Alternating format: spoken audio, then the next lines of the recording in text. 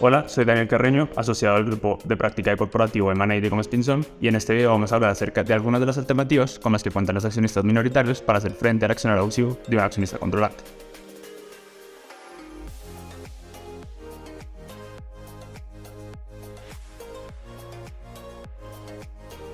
Primero, debemos recordar que Colombia es una jurisdicción predominantemente de capital concentrado. ¿Qué quiere decir esto?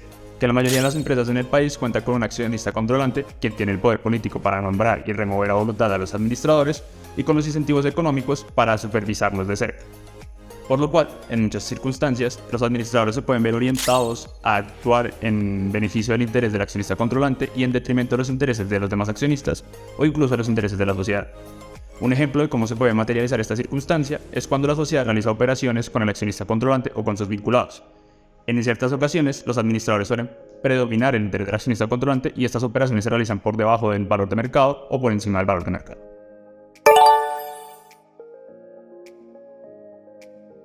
Pues bien, lo primero que debemos recordar es que en Colombia existe uno de los foros especializados en la resolución de conflictos societarios, que es la Delegatura para Procedimientos Mercantiles de la Superintendencia de Sociedades.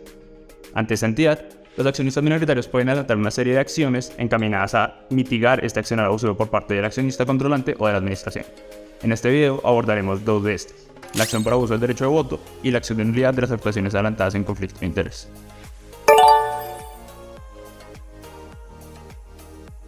Sobre la primera, como su nombre bien lo indica, esta está encaminada a que un juez declare que los votos emitidos por un accionista en el marco de una reunión de la Asamblea de Accionistas o Junta de Socios fueron emitidos en abuso del derecho de voto. Por lo cual, lo que se busca conseguir con esta acción es que se declare la nulidad de las actuaciones que fueron aprobadas en el ejercicio abusivo de este derecho. Ahora bien, vale la pena que nos preguntemos cuáles son los principales aspectos que se deben tener en cuenta si se decide adelantar esta acción. En primer lugar, se debe tener en cuenta que se deben probar dos cosas principalmente. Por un lado, se debe probar que el accionista en cuestión causó un perjuicio a los demás accionistas o a la sociedad mediante los votos que emitió en la Asamblea o Junta de Socios, o que obtuvo para sí una ventaja injustificada. Y por otro lado, se debe probar que este accionista emitió su voto con la intención de causar este daño o de obtener esta ventaja injustificada. Cabe resaltar que la Superintendencia de Sociedades, para analizar esta intención o este elemento subjetivo del abuso del derecho de voto, suele tener en cuenta indicios tales como la existencia de un conflicto intrasocietario, si las decisiones fueron motivadas o si las decisiones se tomaron de forma intempestiva, entre otros. Finalmente, aunque esta acción puede significar una gran ayuda para los intereses de los accionistas minoritarios, se debe tener en cuenta que también tiene algunos defectos.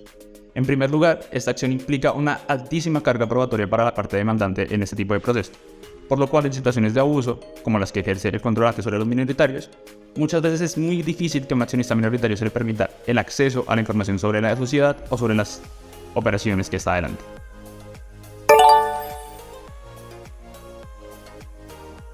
Ahora bien, pasando a la segunda acción a la que se hizo referencia, esta está más encaminada a atacar el accionar abusivo de los administradores, y se debe tener en cuenta que se busca que se declaren nulas las actuaciones o las operaciones que fueron adelantadas por los administradores en contravía del régimen colombiano de conflictos de interés.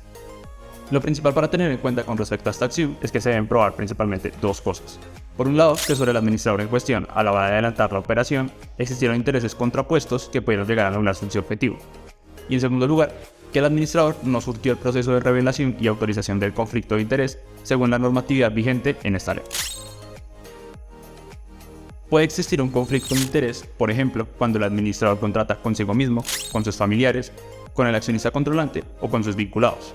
Sin embargo, se debe resaltar que en Colombia no existe como tal una definición exacta de lo que significaba un conflicto de interés, por lo cual la Superintendencia de Sociedades suele analizar estas circunstancias caso a caso. Lo importante es que se debe llegar a determinar si sobre la cabeza del administrador estaban en pugna los intereses de la sociedad y los intereses propios o de un tercero.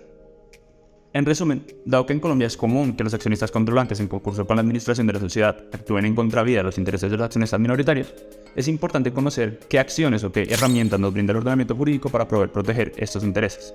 Pues si bien estas acciones pueden tener algunos problemas, lo cierto es que pueden resultar en herramientas muy útiles para la protección de los intereses de este tipo de accionistas.